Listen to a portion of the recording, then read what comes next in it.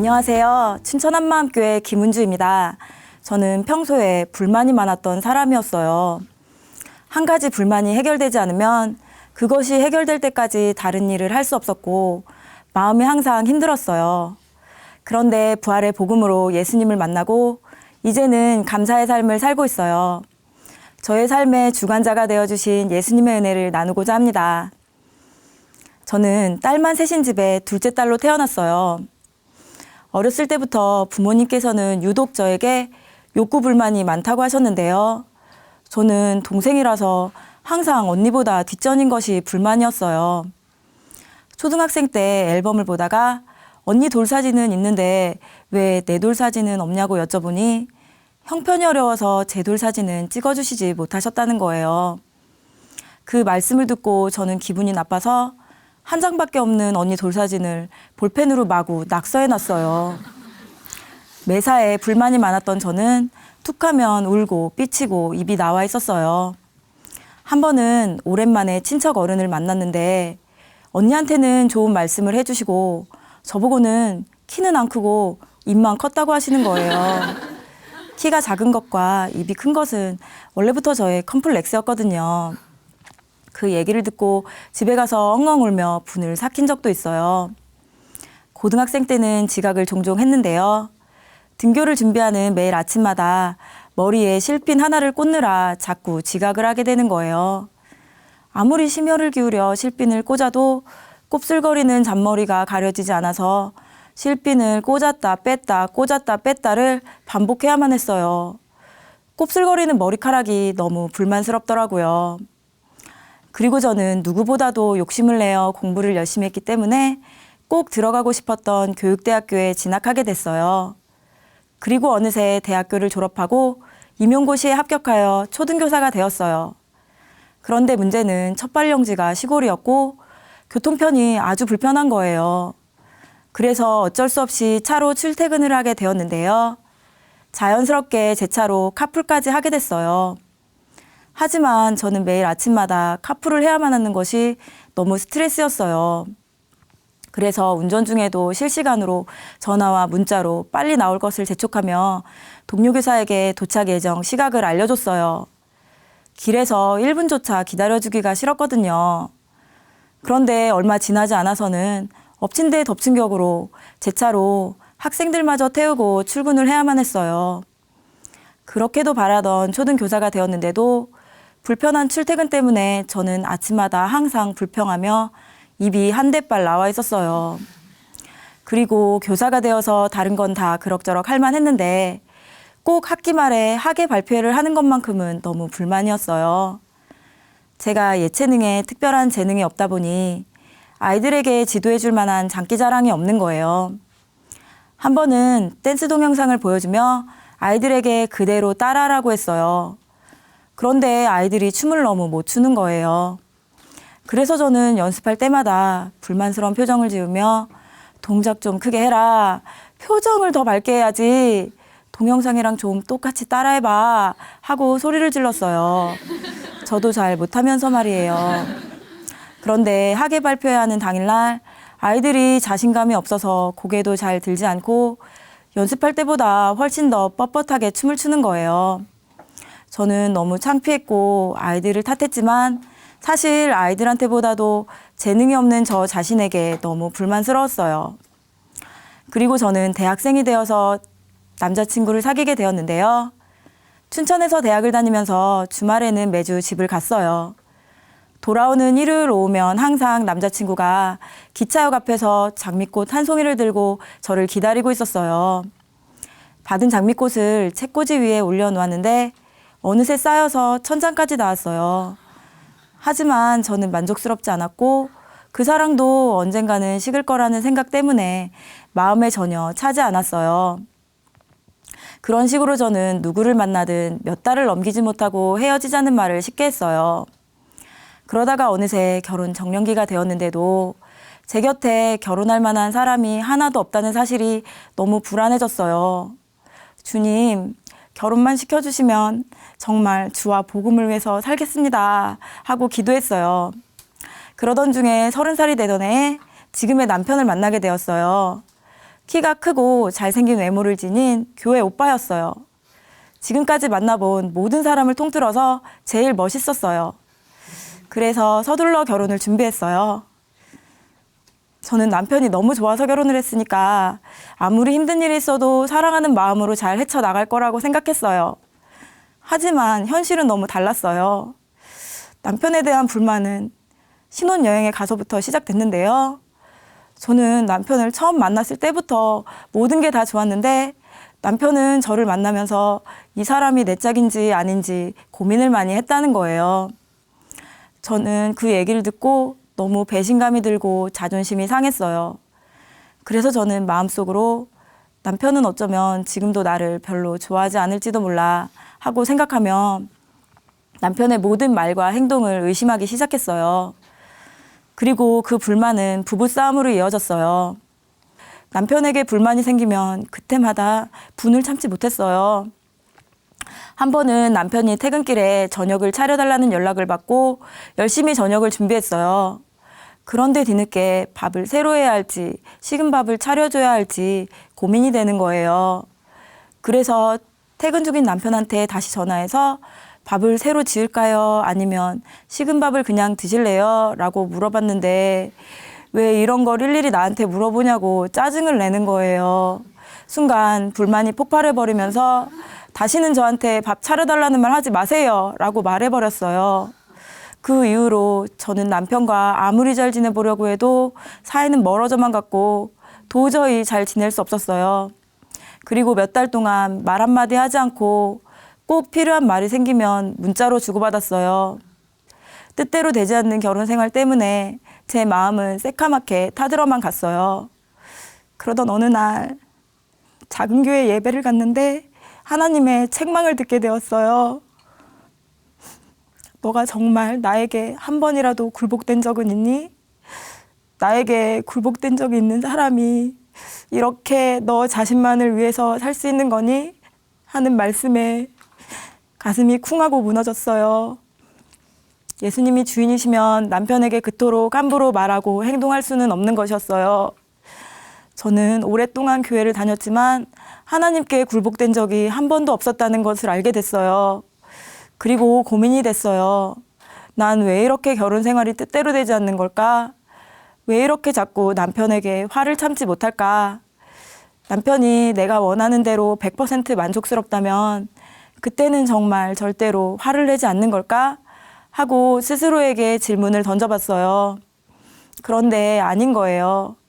아무리 남편이 내가 원하는 대로 해준다고 해도 저는 또 다른 불만이 생길 거고 남편에게 만족할 자신이 없는 거예요. 이래도 불만, 저래도 불만, 마음이 편할 날이 없는 거예요. 이제야 남편도 상황도 환경도 문제가 아니라는 것을 알게 됐어요. 문제는 아무리 해도 욕구가 채워지지 않는 저의 마음에 있다는 것을 알게 됐어요.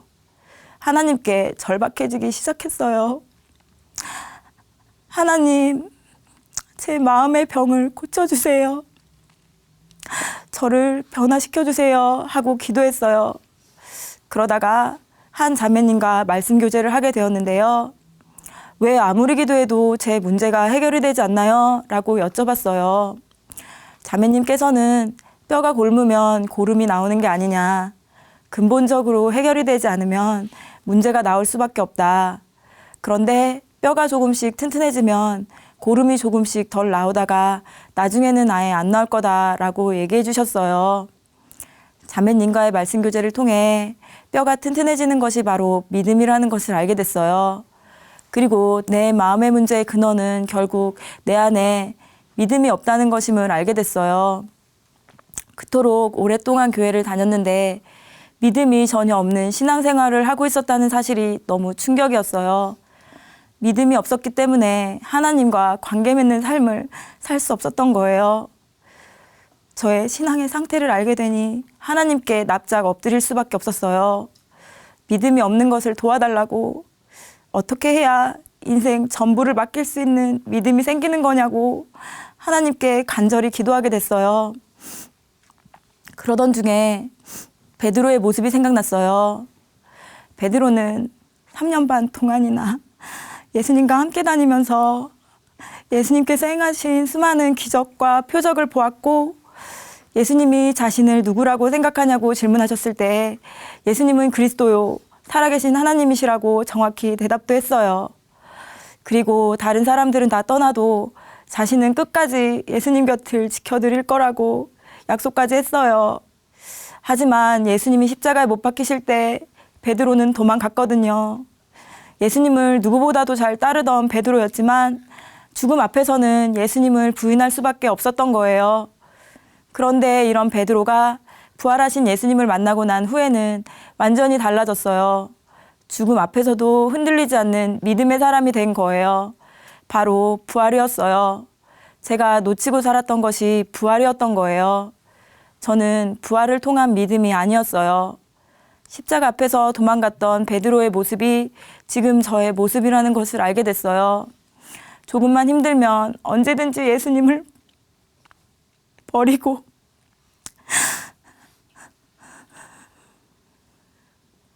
도망친 자가 저였어요. 구약에 예언되어 있던 이사야 말씀, 이는 한 아기가 우리에게 낳고 한 아들을 우리에게 주신 바 되었는데 그 어깨에는 정사를 메었고 그 이름은 기묘자라, 모사라, 전능하신 하나님이라, 영존하시는 아버지라, 평강의 왕이라 할 것임이라. 부활을 통해서 예수님이 정말 약속대로 오신 전능자 하나님이신 것을 믿을 수 있었어요. 예수님은 부활하셔서 오리라 약속하신 바로 그 전능자 하나님이셨어요. 죽은 자 가운데서 살아나신 후에야 제자들이 성경과 및 예수의 하신 말씀을 믿었던 것처럼 저도 예수님이 부활하셨기 때문에 성경의 모든 말씀을 다 믿을 수 있게 된 거예요.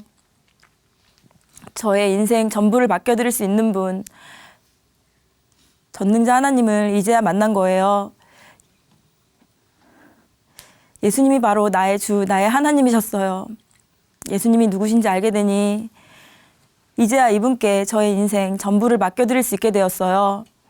전능자 하나님이 저의 주인이셨는데 저는 창조주 하나님을 무시하고 내가 인생의 왕 되어 내가 하나님 되어 살고 있었어요.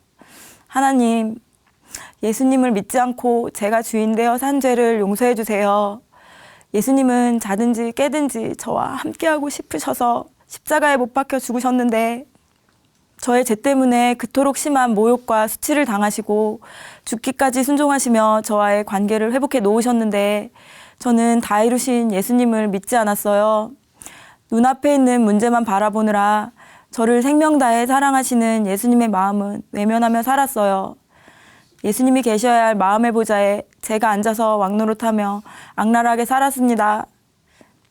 피 묻으신 손으로 저의 마음 문 밖에서 외롭게 기다리고 계셨을 예수님. 오래 기다리게 해드려서 너무 죄송해요. 이제는 저의 죄를 위해 죽으시고 부활하신 예수님을 저의 마음의 주인으로 영접합니다. 이제야 저의 진정한 주인을 마음의 보좌에 모시게 되었습니다. 그동안 예수님을 믿지 않았기 때문에 매사에 불평하며 살았어요. 욱하며 내뱉었던 불만들 때문에 저뿐만 아니라 주변 사람들까지 힘들게 했던 거예요. 하나님께 회개하고 나니 매사에 불만이었던 저의 마음이 감사로 바뀌게 되었어요. 외모에 대해서 불평하던 마음도, 재능이 없는 것도, 남편에 대한 불만도 더 이상 문제가 되지 않았어요. 예수님이 나의 주인이시니까 창조주 하나님을 그저 믿고 모든 것에 감사하며 최선을 다해서 살 뿐이에요. 그리고 이제는 하나님의 말씀을 한 채 오차도 없이 다 믿게 되었어요. 아무것도 염려하지 말고 오직 모든 일에 기도와 간구로 너희 구할 것을 감사함으로 하나님께 아뢰라는 말씀을 붙들었어요. 그리고 남편을 죽게 대하듯 하라, 범사에 순종하라는 말씀을 붙들었어요. 그동안 남편에게 함부로 말하고 행동한 것을 사과하면서 한동안 하지 않았던 국, 찌개, 반찬들을 레시피를 찾아보며 정성껏 만들어 주었어요. 요리하는 것이 서툴러서 칼에 손을 베기도 했지만 사랑하는 남편을 생각하면 모든 것이 즐겁기만 했어요. 그런데 한 번은 남편이 저에게 친한 친구의 와이프가 차려준 근사한 저녁상을 사진으로 보여주며 얘는 평상시에 이렇게 먹는데 라고 얘기하는 거예요. 저는 그 얘기를 듣는 순간 나를 지금 다른 사람과 비교하는 거야? 하는 생각이 들며 기분이 좋지 않았어요. 예전 같았으면 남편의 섭섭한 말 한마디에 분을 참지 못하고 불평불만했겠지만 이제는 함부로 화를 낼 수 없는 거예요. 남편에게 대하는 것이 저의 주인이신 예수님께 대하는 것이잖아요. 그리고는 다음 날 남편에게 이렇게 문자를 보내주었어요. 누구보다도 오빠를 사랑해요. 부족한 실력이지만 제가 다음에 오빠를 위해서 꼭 사골곰탕을 끓여드릴게요. 그리고 곧 겨울방학이 되었어요. 저는 남편을 위해 하루 종일 가스레인지 앞에서 정성을 들여 사골곰탕을 끓여주었어요. 저는 남편이 제가 차려준 음식을 맛있게 먹어주는 것만으로도 정말 행복하고 감사했어요. 이렇게 말씀을 붙들며 하나님께 엎드리기 시작했더니 닫혀있던 남편의 마음도 조금씩 열리기 시작했어요. 그리고 예전에는 카풀하는 것이 너무 싫었는데요. 지금은 차가 있고 운전을 할 수 있어서 지체들을 섬길 수 있는 것이 너무 감사해요. 작은 교회 예배를 드리고 나면 보통 10시가 넘는데요. 제 차로 같이 예배드렸던 지체들을 다 데려다주고 집에 가면 몸은 피곤하지만 마음은 정말 기뻐요. 지체에게 하는 것이 저의 주인이신 예수님께 하는 것이라고 하시니 기쁨으로 섬길 수 있게 되었어요. 한 번은 교회 언니를 태우고 작은 교회 예배를 가던 길에 빙판길에 차가 미끄러져서 앞에 있던 마을버스를 쾅 하고 박은 적도 있어요. 예전 같았으면 하필 왜 나에게 이런 일이 생기는 거냐며 불평불만했을 텐데 이제는 예수님이 나의 주인이시니까 아무런 염려가 되지 않고 마음에 요동함이 없는 거예요. 그리고 제 차로 직장 동료들을 집까지 태워줄 때가 많은데요. 그때마다 자연스럽게 복음을 전할 수 있는 기회가 생기니까 이런 시간이 제게 허락된 것에 참 감사하다는 생각이 들더라고요. 그리고 예수님을 주인으로 믿고 나니 제가 가르치는 아이들을 더욱 사랑하게 되었어요. 아이들에게 복음을 전해주고 싶어서 기도하고 있던 어느 날 교실에서 두 아이가 심하게 다투고 있었어요. 선생님이 앞에 계시든 말든 큰 소리를 치며 친구를 헐뜯고 있는 거예요. 마치 저의 옛날 모습을 보는 것 같았어요. 저는 몹시 흥분한 두 아이에게 다가가 한 명씩 아이의 이야기를 들어주었어요.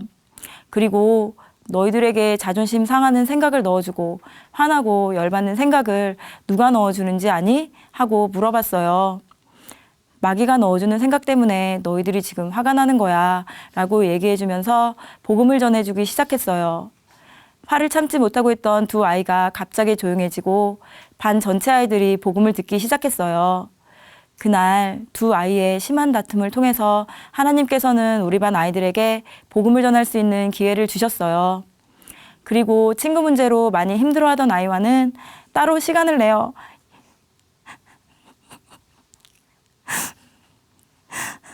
여러 차례 복음으로 교제를 하다가 기쁘게 예수님을 주인으로 영접했고 지금은 친구와도 잘 지내고 있어요. 저는 너무 기뻐서 성경책을 선물로 줬어요. 저는 매사에 불만이 많아서 마음이 하루도 편할 날이 없는 힘든 삶을 살았어요. 하지만 결혼을 통해서 저의 근원적인 문제를 깨닫게 해주시고 부활의 복음으로 예수님을 주인으로 믿게 되었어요. 불평, 불만만 가득했던 제가 이제는 모든 것에 감사하는 자가 되었습니다. 저를 변화시켜 주신 하나님의 은혜에 감사드리며 간증을 마치고자 합니다. 감사합니다.